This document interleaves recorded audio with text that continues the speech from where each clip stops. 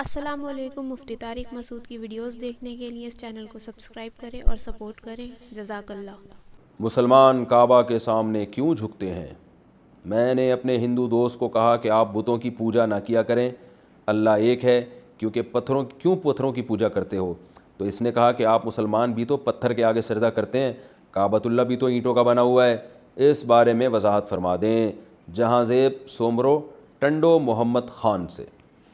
جہاں زیب بھائی، آپ اپنے اس ہندو دوست کو بتا دیں کہ مسلمان بیت اللہ کے آگے، بیت اللہ جو سجدہ کرتے ہیں، بیت اللہ کو سجدہ نہیں ہوتا، وہ اللہ کو سجدہ ہوتا ہے، اور مسلمان جو کعبہ ہے اس کو معبود نہیں سمجھتے، تبھی کعبہ سے دعائیں نہیں مانگتے۔ یہی وجہ ہے کہ کعبہ کی چھت پہ بھی پڑھ کے چھت پہ کھڑے ہو کے بھی نماز ہو جاتی ہے۔ تو اصل میں کعبہ مقصد نہیں ہے، وہ جہت مقصد ہے۔ اللہ تعالیٰ نے ہمیں حکم دیا ہے کہ اس مخصوص جہت کی طرف رخ کر کے عبادت کیا کرو، تو اس جہت میں علامت کے طور پر بیت اللہ کو بنایا گیا ہے، تو وہ اس کی ہم عبادت نہیں کرتے۔ مسلمان جو کعبہ ہے اس کی عبادت نہیں کرتے، بلکہ اللہ کی عبادت کر رہے ہیں، اور اللہ نے یہ بتا دیا کہ یہ میرا گھر ہے، اس کی طرف رخ کرو۔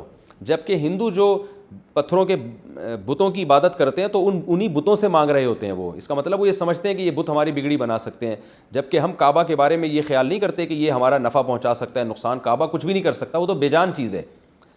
تبھی کعبہ چینج بھی ہوتا رہتا ہے، یعنی ہوا ہے ماضی میں، پہلے بیت المقدس کی طرف رخ کر کے حکم تھا کہ وہاں رخ کر کے نماز پڑھا کرو، پھر اللہ نے اس حکم کو چینج کر دیا۔ یہ الگ بات ہے کہ ایک مخصوص سمت اللہ نے کیوں رکھی ہے۔ وہ سمت اس لیے رکھی ہے کہ مسلمان نماز میں سب ایک ہی طرف رخ کیا کریں۔ اگر ایک مخصوص سمت نہ ہوتی تو انسان کی طبیعت میں انتشار پیدا ہوتا۔ جیسے جماعت کی نماز ہو رہی ہے تو کوئی ادھر منہ کر کے کھڑا ہوا ہے، کوئی ادھر منہ کر کے کھڑا ہوا ہے، کوئی ادھر منہ کر کے کھڑا ہوا ہے، تو اس لیے اللہ نے ایک سمت متعین کر دی، بھائی جہاں بھی دنیا میں تم ہوگے تو تمہاری رخ جو ہے نا اس طرف ہوگا۔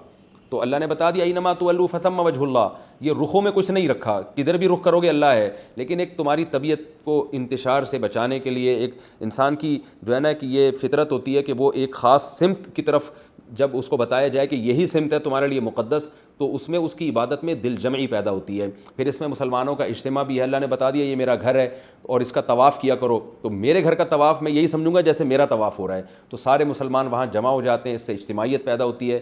جبکہ ہندو جو پتھروں کی عبادت کرتے ہیں اس میں ان تمام چیزوں کا کوئی تصور نہیں ہے، وہ اپنے ہاتھ سے بتوں کو تراشتے ہیں انسانی شکل کے، اور وہ سمجھتے ہیں کہ ہماری بگڑی بنا سکتے ہیں، یہ ہمیں نفع نقصان پہنچا سکتے ہیں، اور پھر اس کے سامنے جھکتے ہیں، چڑھاوے چڑھاتے ہیں، جبکہ ہم بیت اللہ کو کچھ بھی نہیں سمجھتے اس لحاظ سے کہ وہ ہماری بگڑی بنا سکتا ہے۔ نہ وہ کعبہ ہے، وہ تو پتھروں کی بنی ہوئی عمارت ہے، نہ ہمیں فائدہ پہنچا سکتا ہے نہ ہمیں نقصان۔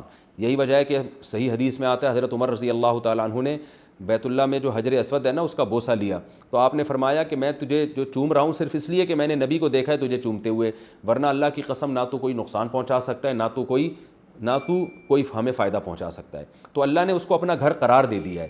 اب آپ یہ کہہ سکتے ہیں کہ اس کی کیا دلیل ہے کہ یہ اللہ کا گھر ہے؟ اس کی دلیل ہے قرآن مجید۔ تو ہم چونکہ قرآن کو اللہ کا کلام مانتے ہیں اور ہمارے پاس قرآن کے اللہ کے کلام ہونے کے مضبوط دلائل بھی ہیں، تو اللہ نے دلیل سے بتا دیا اور دلیل سے ہمارے سامنے ثابت ہو گیا کہ یہ اللہ کا گھر ہے۔ جبکہ آپ جو پتھروں کے بنے ہوئے بت تلاش کر رہے ہو اس پہ آپ کے پاس کوئی دلیل نہیں ہے، کوئی مضبوط دلیل نہیں ہے جس میں یہ پتہ چلتا ہو کہ اللہ نے حکم دیا ہو کہ ان کے سامنے جھکو۔ تو اس لیے آپ نے تو صرف باپ دادا سے کچھ چیزیں سنی ہوئی ہیں، ہمارے پاس سچے نبی کی تعلیمات ہیں۔ تو خلاصہ کلام کا یہ نکلا کہ مسلمان جو بیت اللہ یا کعبہ کے سامنے جھکتا ہے اس کو معبود سمجھ کے نہیں جھکتا۔ یہی وجہ ہے کہ کعبہ اگر یہاں نہ بھی ہو تو ہم اس سمت میں رخ کر کے نماز پڑھیں گے، اور اگر ہم ہوائی جہاز میں بھی ہوں تو ہم بھی بیت اللہ کی طرف رخ کر کے نماز پڑھنے کی کوشش کرتے ہیں، حالانکہ اس وقت تو ہمارا اس جو تعمیر ہے نا جو کعبہ ہے اس کی اینٹوں کی طرف ہمارا رخ ہی نہیں ہوتا، بلکہ ہماری نماز جو گزر رہی ہوتی ہے، ہمارا سردہ وہ تو بیت اللہ کے اوپر سے گزر رہا ہوتا ہے۔ تو اصل پتہ چلا وہ سمت مقصد ہے کہ اس سمت کی طرف تم نے رخ کرنا ہے، وہ کعبہ بذات خود مقصود نہیں ہے۔ پھر میں بتا دوں یہی وجہ ہے کہ خانہ کعبہ کی چھت پہ کھڑے ہو کر بھی نماز ادا ہو جاتی ہے، حالانکہ اس میں تو خانہ کعبہ کی طرف رخ ہوتا ہی نہیں ہے، بلکہ رخ تو آپ کا سامنے ہوتا ہے، لیکن چھت پہ بھی نماز ہو جاتی ہے۔ اس سے کیونکہ وجہ اس کی ہے کہ وہ جو سمت ہے وہ تو زمین سے لے کے آسمان تک ہے، تو آپ دنیا میں کہیں بھی جائیں اس سمت کی طرف رخ کریں گے تو آپ کی نماز ادا ہو جائے گی کہ اس سمت مقصود ہے۔ تو اور اللہ نے اس جگہ کو اپنا گھر قرار دے دیا، تو ہم اسے معبود نہیں سمجھتے۔ اس لیے آپ اپنے ہندو دوست کو بتائیں کہ آپ جو پتھروں کو پوج رہے ہو آپ تو اس کی عبادت کر رہے ہو، آپ سمجھتے ہو کہ یہ آپ کو نفع پہنچا سکتا ہے، آپ کو نقصان پہنچا سکتا ہے، یا یہ اللہ سے بھگوان سے آپ کی ریکویسٹ کرے گا، جبکہ ہمیں پتہ ہے کعبہ تو اللہ سے کوئی گزارش نہیں کر سکتا. کعبہ نہ بولتا ہے، نہ سنتا ہے، نہ دیکھتا ہے، وہ تو پتھروں کی بنی ہوئی ایک عمارت ہے.